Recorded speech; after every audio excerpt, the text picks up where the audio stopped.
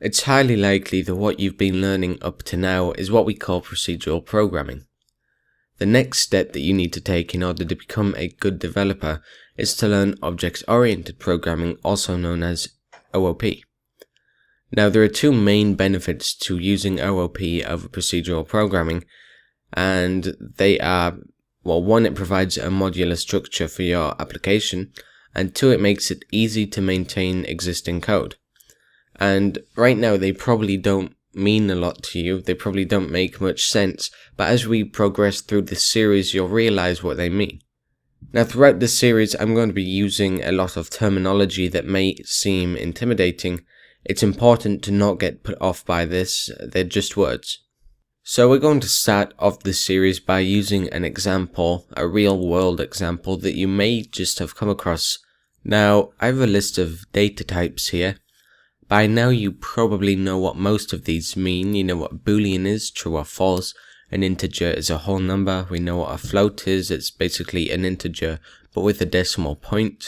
A string is just really anything. An array is a map. We're going to come back to this. A resource is maybe like a file handle. Null is just how it sounds, null. And a callback is just a callable function. Now, we don't need to look at any of these in this series. The only one that we're going to be focusing on is object.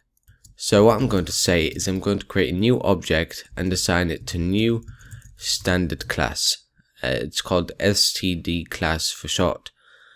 You may or may not have already come across this new keyword.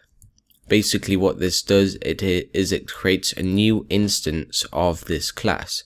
And remember what I said about the terminology. So now what we can do is we can assign properties to this class, or this object even.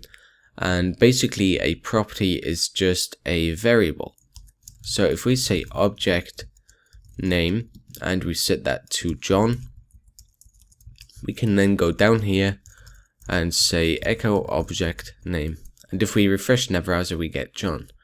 And we can set this to an array as well. So if we say array John, Billy, Susan maybe, and Max, and then we can loop through these. So for each object name as name, in fact this should be names now, then we can just echo name and append a line break, and we get John, Billy, Susan, Max.